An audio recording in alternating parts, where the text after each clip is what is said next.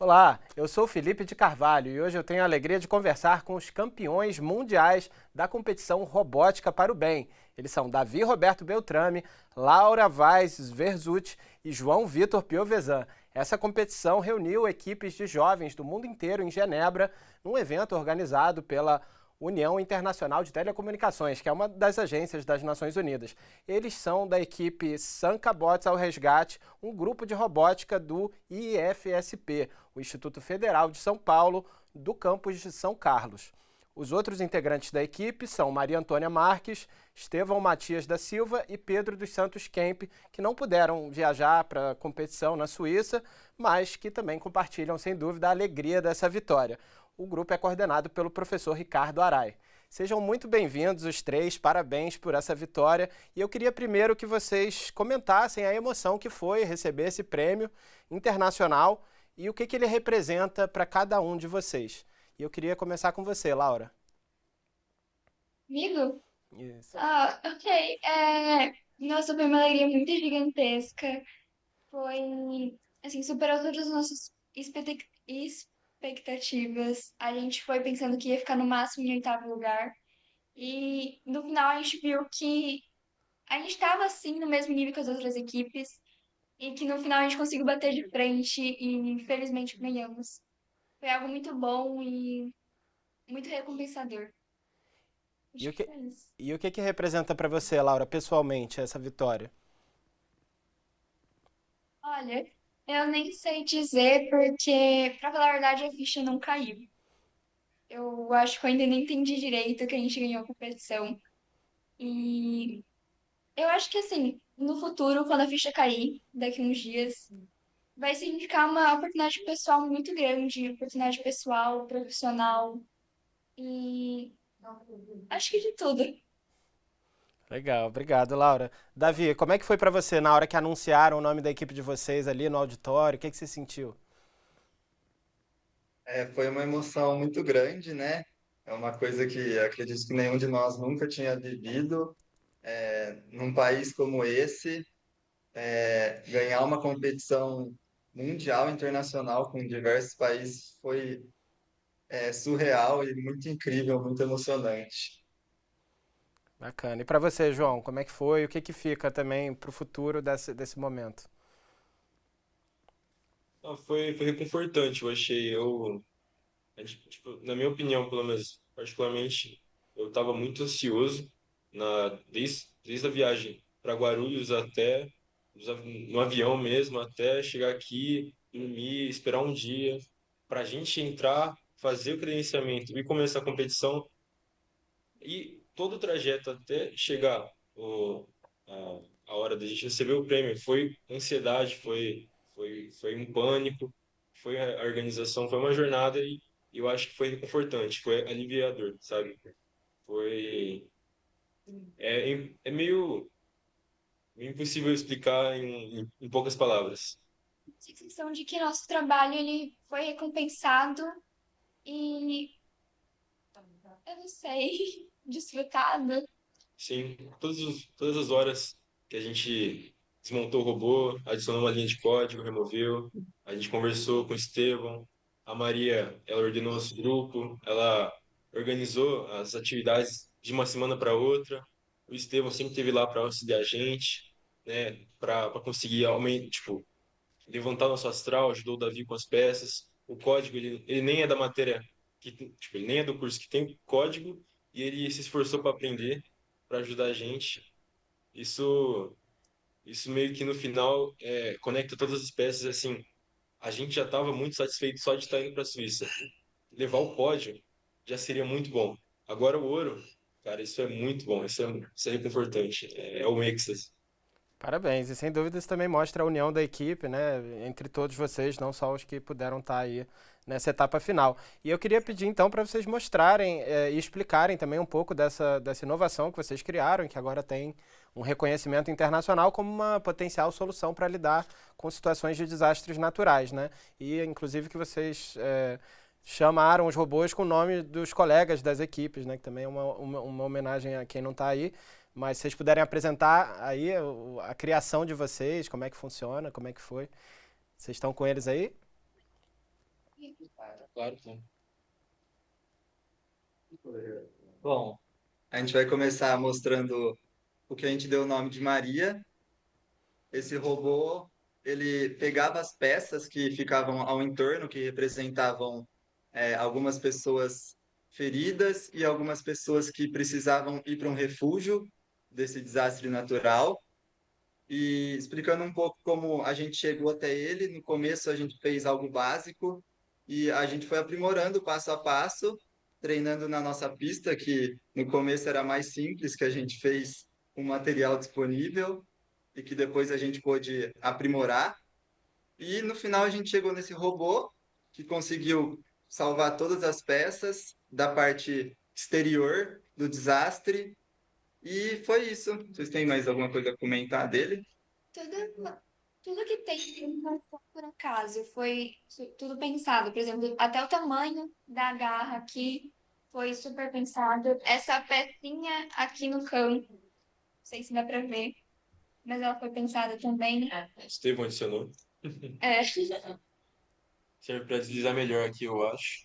Essa, essa cunha que a gente adicionou com uma fita isolante, porque não deu encaixe na peça de Lego. O tamanho, né? A, essa paleta aqui que a gente usou aqui, a gente aumentou a peça aqui. Foram muitas iterações, né? E ainda mais isso explica um pouco também do que é robótica, porque a gente começou com uma pista de placa de gesso, né? A gente pegou um monte Tijolos.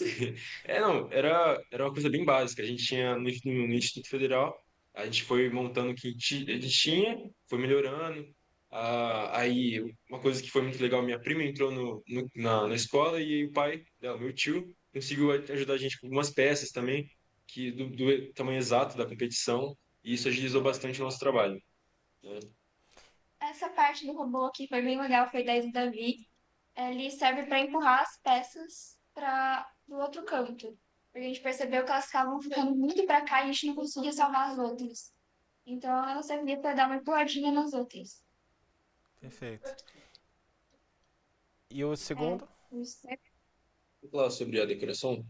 Podemos falar. Tem uma regra na competição, voltando um pouco nesse, que a gente precisa homologar os robôs com uma decoração. Como o tema é desastres naturais, a gente precisava resgatar as vítimas. E por isso que a gente usou o corpo de bombeiro e Samu, o SAMU. A Maria, no caso, seria o SAMU. A gente caracterizou pela cor laranja aqui, creio que é o brasão, ou é o logo do SAMU, certo? Aqui. E aqui atrás tem o número do SAMU 192, né? Bacana. A gente fez um design que ele ajuda a gente a poder fazer modificações, né? A gente consegue abrir aqui, mexer nas engrenagens, tirar o motor, trocar a bateria, né? E também tem o logo do Instituto Federal aqui que representa, né, o, querendo ou não, a base da nossa oportunidade, né? Claro, a Importantíssimo. instituição de vocês. Isso, exatamente. A gente, querendo ou não, ele proporcionou que a gente conseguisse ter uma experiência dessa. Esse aqui é o Estevão, né? Ele é o corpo de bombeiros, né? Olha o tamanho dele, olha isso. Muito bonitinho, né? Enorme, é. Bom, o Estevão, é, na fase nacional, ele era completamente diferente. Só que a gente teve que fazer modificações para conseguir melhorar a nossa pontuação. E a ideia dele era salvar as peças do meio, dos escombros, literalmente, do desastre natural. E a nossa ideia com essa garra foi, ela tem que começar em pé, porque o circuito ele tem um limite de espaço, e aí a gente faz com que ela desça em certo momento, para que as peças, as vítimas que a gente vai levar para o hospital, elas fiquem paradas aqui, e essas esteiras vão tirando os escombros para fora, para levar somente as vítimas para o hospital. Essas esteiras, elas mexem, né? Então, aqui é o tamanho das vítimas e aqui os escombros são jogados fora e as vítimas ficam salvas. Exato. Eu trabalhando, né, Davi? A gente conseguir pegar. Foi você que fez o tamanho exato, né, da peça, né? A gente calculou o tamanho, acho que foi mínimo ou máximo que a peça pode ter deitada, que ela bater aqui e não cair na esteira, né? Não ser puxada para fora, né? E as rodas também, a gente colocou umas rodas mais largas, né, para ele ter mais tração, basicamente. Essa modificação foi no finalzinho do segundo, não, foi no comecinho do segundo dia, certo? É, aqui Essa na modificação. Suíça. Esse aqui é como se fosse um para-choque, para-choque, né? O que acontece? As peças eles estavam ficando meio fora do raio. A gente estava usando esse robô mais para empurrar elas para endireitar e elas ficarem na área do refúgio. Mas elas estavam ficando meio dispersas, a gente fez isso aqui, aumentou a área, né? É, ajudou bastante, né? Basicamente. Foram tanto os robôs quanto a programação deles foram passando por diversas transformações durante toda a competição, porque a gente via que tinha algum problema ou alguma coisa a melhorar e a gente tinha que ir mudando e mudando. E no final foram esses robôs que possibilitaram a gente ser campeão. Exato. Maravilha. E uma dúvida, E a pessoal. caracterização dele, Uma pode dúvida. Não, falar. vou deixar você retomar a caracterização, mas você falou de programação, né? E, na verdade, nessa competição, para quem não conhece, os robôs eles têm que atuar de forma totalmente autônoma, certo? Vocês têm que colocar eles no circuito e eles têm que fazer toda a missão sem nenhum tipo de comando de vocês, né? Então também tem todo um trabalho aí de programação para eles executarem essa tarefa, não é isso? Exato. A única coisa que a gente pode fazer é ligar o robô. O resto eles têm que fazer tudo sozinhos. E daí, para fazer isso, a gente utilizou o PyBirds da Lego com a linguagem MicroPython. O Pybricks, ele é uma plataforma grátis. Ele tem uma versão para blocos, que ela tem uma licença que você pode pagar, mas a versão de código, ela é livre para todos os públicos. Só precisa ter um hub, né, uma placa que seja da Lego. E aí você consegue baixar o software e controlar, né, a placa. Você pode ter mais controle, né? E uma dúvida, pessoal. Bom, vocês estavam num evento sobre inteligência artificial. Tem algum elemento já de inteligência artificial nesses robôs? E se não tem, como é que vocês imaginam que poderia ser incluído para eles funcionarem ainda melhor e cumprirem essas missões de resgate? Então, no momento que a gente mais utilizou a inteligência artificial foi nos códigos, porque tinha hora que os códigos davam muito bug. Eu não sei como falar isso. Ah, eu posso fazer. Pode. O que acontece? É, no desenvolvimento, tanto na parte da parte técnica, né, da programação, quanto na parte de desenvolvimento, na montagem na montagem física, né, do robô, né, botar um Lego, botar a pecinha, pode parecer boa, mas a parte, né, criativa, a gente utilizou muito a inteligência artificial. Como?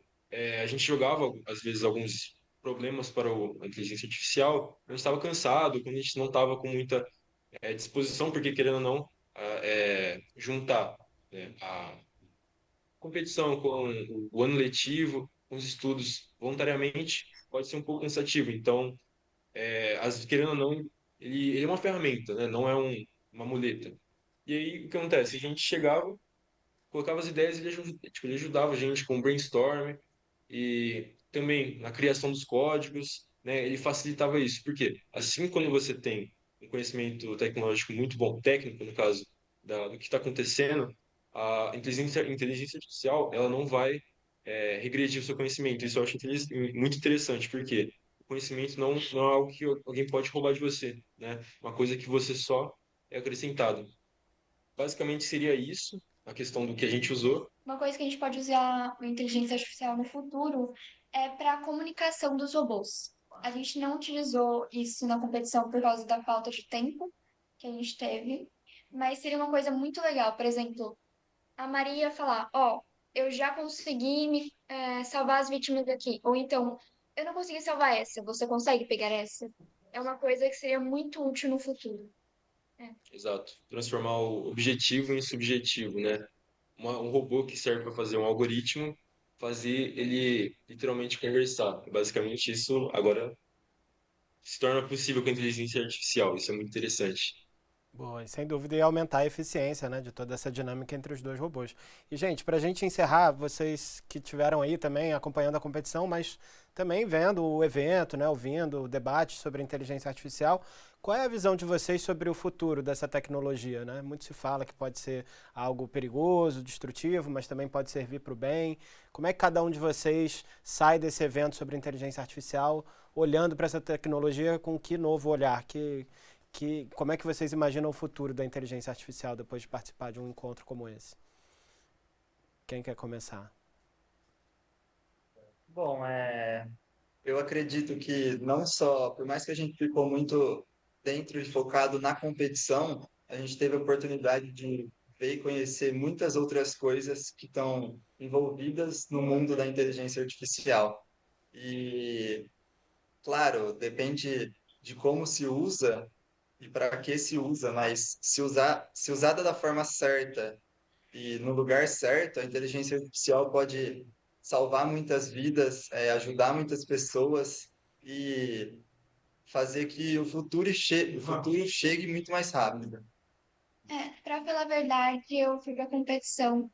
Pouco antes de começar a competição, eu tinha um olhar muito chato até sobre a inteligência artificial. Eu achava que era uma coisa que vinha para estragar, que vinha para tirar emprego e, não sei, para tornar as coisas mais perigosas. Mas eu vi com essa competição, o iForGood é um evento gigantesco. E não tinha só competição. Tinha várias outras pessoas com diversas outras ideias. E eu vi o quanto a inteligência artificial pode ser útil para a vida humana. Tinha um projeto muito interessante, que vale a pena citar, sobre a reabilitação de uma pessoa. Era praticamente um robô, assim, que você coloca em volta da pessoa e ajudava a pessoa a retomar os movimentos de andar. Então, uma coisa, assim, que pode sim vir para o bem. E isso mudou muito a minha visão. Legal. E você, João? É, e eu, na minha opinião, eu compartilho muito do que a Laura disse, né? Ainda mais porque eu venho muito do cenário de programação e tem muito desse assunto de que os robôs vão acabar com os programadores e isso meio que assusta a gente, né? É uma jornada toda que a gente vai ter que jogar fora e começar a virar soldador, o pessoal vai falar muito. E isso, e essa experiência foi transformadora, né? Mudou nossa personalidade não, mudou nosso pensamento, né? Nossa visão sobre a inteligência artificial e isso é muito bom, porque quando a gente vê o lado bom, né? A gente viu os prêmios das outras modalidades da AI for Good, né? Teve o AI for Prosperity, que mostrou sobre algumas soluções que podem ajudar no dia a dia e né, alguns casos, por exemplo, violência doméstica, como segurança alimentar, esses casos que a robótica, por ser robotizada, né? Ela pode somar junto com a inteligência artificial e abranger uma área bem maior, né? Como a Laura disse, né, do robô que pode ajudar a pessoa com algum distúrbio e ele pode preencher um vazio que um algoritmo não vai conseguir preencher, certo? Ele não vai conseguir, né, por ser robotizado, por ser a mesma coisa sempre. Isso é muito interessante. Perfeito. Eu posso fazer um agradecimento no final? Claro, claro, pode fazer. Alguns agradecimentos. Pode. Vai lá. Perfeito. Eu quero agradecer meus pais por sempre estar me apoiando. Eu queria agradecer também a minha namorada Clara. Eu queria agradecer o professor Arai, que conseguiu dar essa oportunidade para a gente, o Instituto Federal, né, de São Carlos, que foi, né, foi a sede de tudo isso, foi um dos começos, né, porque isso foi muito interessante, na minha visão, pelo menos, porque no Brasil né, não, não tem a robótica não tem o reconhecimento devido, né? Porque ele tem muito potencial. O Brasil tem muito potencial, né? E aí sucessos não se alimentam só de oportunidade ou só de competência, né? É sempre um conjunto. E o que acontece? No Brasil, a gente tem muita competência, só que às vezes pode faltar oportunidade, né? E eu quero deixar isso muito claro, né? Por causa que no Instituto Federal, pelo menos, a gente foi abençoado, a gente teve o privilégio de ser fomentado, né, pelo programa dos polos, deixa eu pegar o nome aqui, esse programa dos Polos Olímpicos da CETEC, né, do Ministério da Educação, e eu acho isso perfeito. Eu acho isso muito interessante. Muito bom. Agradecimento feito, gente. Foi uma alegria conversar com vocês. Mais uma vez, parabéns. E vocês estavam falando aí do futuro, da tecnologia, da robótica, da inteligência artificial. Vocês fazem parte já desse futuro, né? Com as ideias, com a competência de vocês, sem dúvida, vocês vão se tornar profissionais aí muito qualificados e vão contribuir para que a inteligência artificial funcione para o bem, né? Para as necessidades que a humanidade tem em várias áreas aí, como vocês citaram. Então, muito obrigado, parabéns e adorei conversar com vocês. Prazer, meu. Obrigado. Mostrar o prêmio. Aqui, Ah, ó. Segura aí. sim. Ó, o troféu, Grande. claro. Merecido, Nossa, até parabéns. tava pesado assim. Valeu. Que bonito. Obrigado. Muito legal, gente. Um bom retorno para o Brasil e a gente continua em contato. Muito obrigado.